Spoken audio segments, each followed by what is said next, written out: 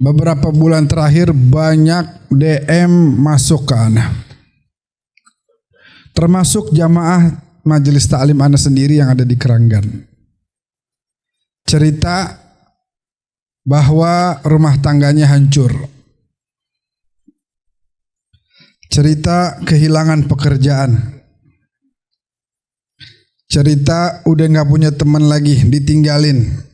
Dan masih banyak belum yang lain yang aneh gak kenal, chatting dan lain sebagainya di DM Instagram. Isinya apa? Mengeluhkan pasangannya atau diri sendiri atau keluarganya yang terlilit pinjol, pinjaman online. Wal'iyadzubillah min dzalik. Ini satu musibah yang kita baru tahu bahwa itu musibah yang sangat besar kalau kita udah merasakannya. Sekarang hidup enak, tenang, makan ade mulu, ya. Ntar kadang-kadang enak, ntar kadang sederhana. Yang penting hidup tenang. Begitu kena pinjol, wal'iyadzubillah min dzalik, hidup berantakan. Jamaah pengajian ana ambil cerai.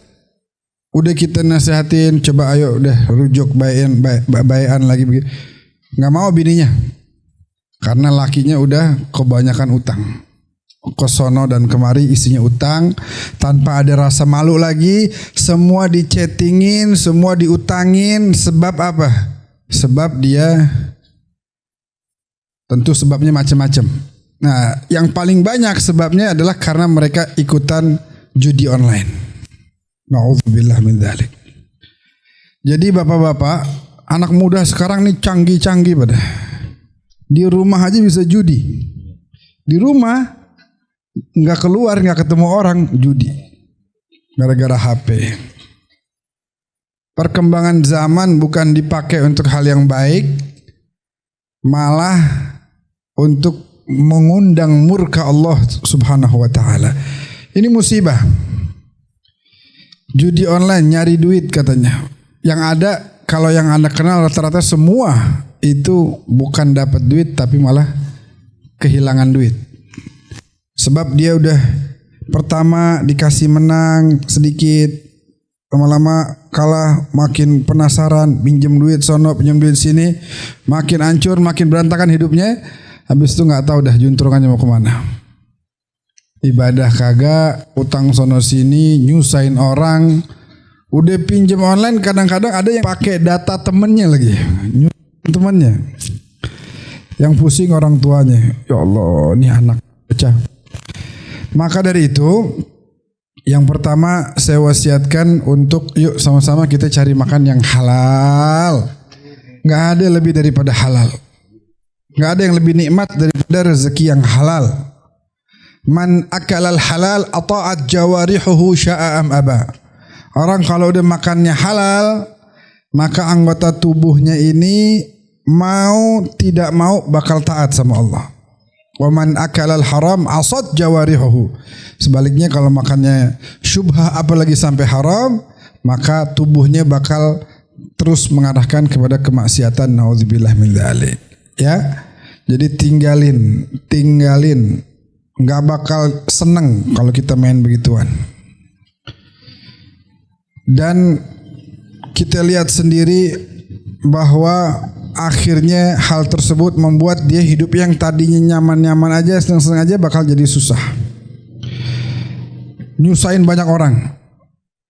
Pinjem duit mah boleh. Orang pinjam duit mah boleh juga. Saya kadang-kadang juga kalau lagi nggak ada duit pinjam duit. Cuman yang normal begitu, caranya juga normal. Kalau pinjol udah minjemnya sekian bayarnya lebih riba, udah gitu ntar dikejar-kejar, udah haram, kejar-kejar, hidup terus dalam keadaan ketakutan, tetangga juga keluarga juga kena imbasnya. Nah, kenal nggak sama si Fulan nih? Ini dia punya utang nih sama kita nih begini. Lah orang lain yang nggak tahu apa-apa jadi kena juga.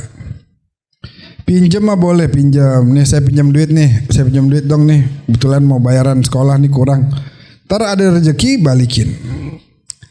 Al-Habib Abu Bakar As-Sakran juga begitu. Dia cerita juga pernah punya hutang. Waktu itu nyelesain urusan orang, kena masalah. Gimana ceritanya? Pokoknya punya utang. Nah, beliau punya murid satu. Murid ini kaya raya, ngaji sama beliau, cinta sama beliau. Cuman rada kurang mudeng kalau lagi ngaji. Ya rada kurang mudeng. Duduk cuman mate sih ke yang ngisi pengajian, cuman kadang-kadang otaknya jalan-jalan nggak tahu kemana.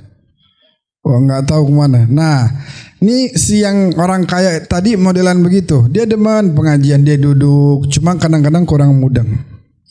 Subhanallah, Habib Abu Bakar udah berusaha mencoba menyelesaikan tanggungannya. Sakran, ini namanya Habib Bakar Sakran.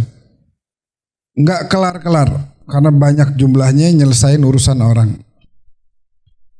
Tulis wasiat, nanti kalau saya meninggal yang mandiin saya fulan, muridnya nih, yang kurang mudeng tadi cuma banyak duit.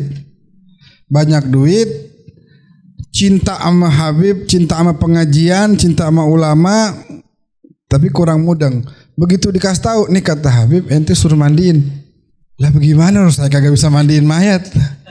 Caranya bagaimana caranya? Tapi gak mungkin Habib tahu saya.